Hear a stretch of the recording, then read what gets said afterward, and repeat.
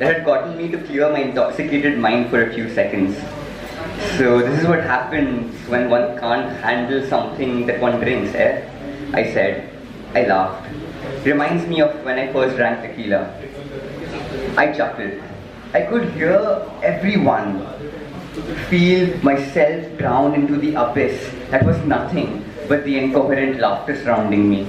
We were definitely not sober, to say the very least. We just killed a man, Hank, I heard one of them say.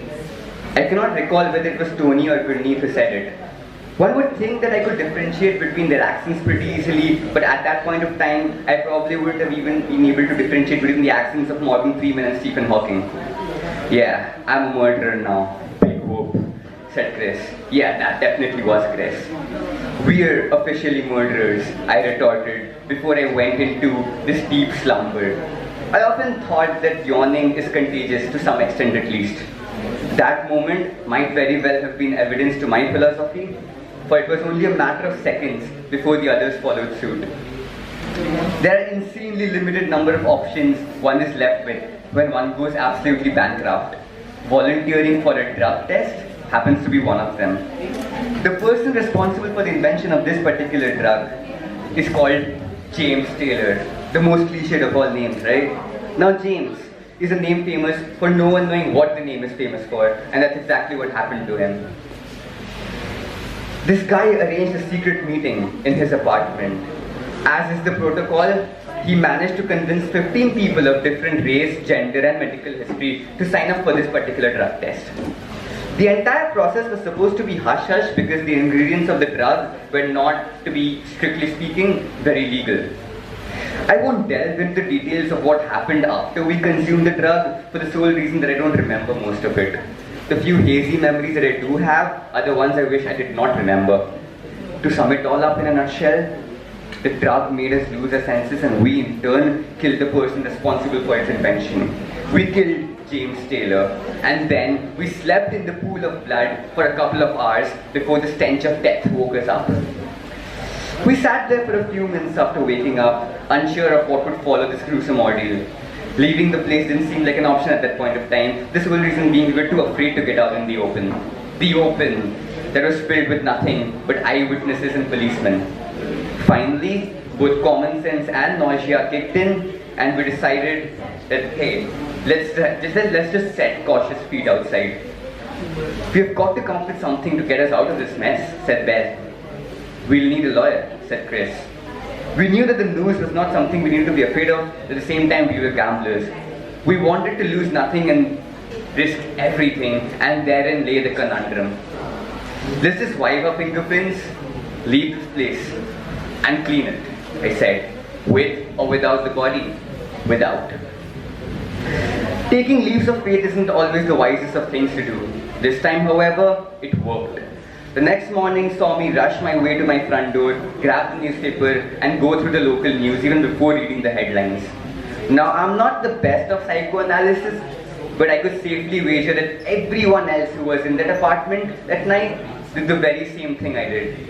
Everyone except James Taylor, of course, because he's dead. Funny how your sense of humor takes a delicious, dark twist the moment you murder someone. Anyway, the contents of this newspaper took me by surprise. This surprise, however, was a pleasant one. Domestic help arrested on multiple charges, it read. Jatin Patel accused of selling drugs, extortion, and the murder of 31-year-old James Taylor. Apparently, James's domestic help was heard arguing with him the night earlier. Things got heated up, and that resulted in him being the prime suspect, not us. Alright then. So far so good. I had a spirited conversation with those 14 new friends of mine. Each and every one of us used payphones. We definitely were not behaving like amateur killers anymore. Hey, I like the sound of that. But why do I though? As a human being who prior to this incident couldn't as much as shrug a guilty conscience away from his mind when he stole a candy bar, I could no longer recognize myself, to be very honest. The servant being arrested only delays the inevitable, we realized. So, this is where we realized that we did not want our hearts to skip beats every time a cop walked towards us. It was this thought that I was mulling over when an idea crept into my brain. They listened to me intently. Like all good ideas to have crept into the minds of geniuses in the entire history of the human race, even this one was greeted with initial skepticism. But it was accepted by everyone eventually, partly because we knew that this was a great idea, partly because we really didn't have any other options. Fate and luck helps a person only to a certain extent. Beyond that, it's just us. When a tiny worm manages to find home somewhere where it's not unwelcome, other worms of the same species start to crop up right there. And before we knew it, my idea turned into a master plan.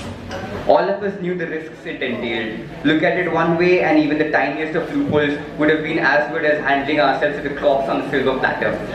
And yet we did it. Phase 1 was cleared. The plan was in motion. Unless plan 2 went ridiculously haywire, Jatin Patel was about to be judged guilty by the court of law, and the case was thus going to be closed forever. The people versus Jatin Patel shall start tomorrow. We were all smiles and had substantial reason to do so as well. We'll have to take our respective leaves from our workplaces, we realized. We are spending the next few days in court watching the trial after all. Yeah, our bosses won't be very happy about it, I laughed. The bosses were indeed not too happy about it, but we gave them no choice but to excuse us for the next 3 days because we were to be in court for the next few days, listening to each and every word being said very intently. We tried our best not to show our relief every time the district attorney made a good point or introduced some damning evidence. We tried our best not to bottle our panic up and not let it affect our facial expressions every time the defense attorney said something meaningful. The trial went on for 8 full days and we did not miss a single moment of it. After both lawyers were done with the closing statements, we knew we had already won. Our plan was successful. The judge announced a 15-minute recess and we walked out smiling. There were no fingerprints and no witnesses. The guy did have motive and opportunity, but there is clear reasonable doubt that he did not commit the murder. Can't see a man who could very well be innocent spend the rest of his life in jail, where all the news reports of that particular day. We knew that all the news reporters would be proven wrong, though. 10 minutes later, the bailiff announced the recess was over. My sincere appreciation to everyone present here, said the judge. I would now ask the foreperson of the jury to stand up, please. I stood up.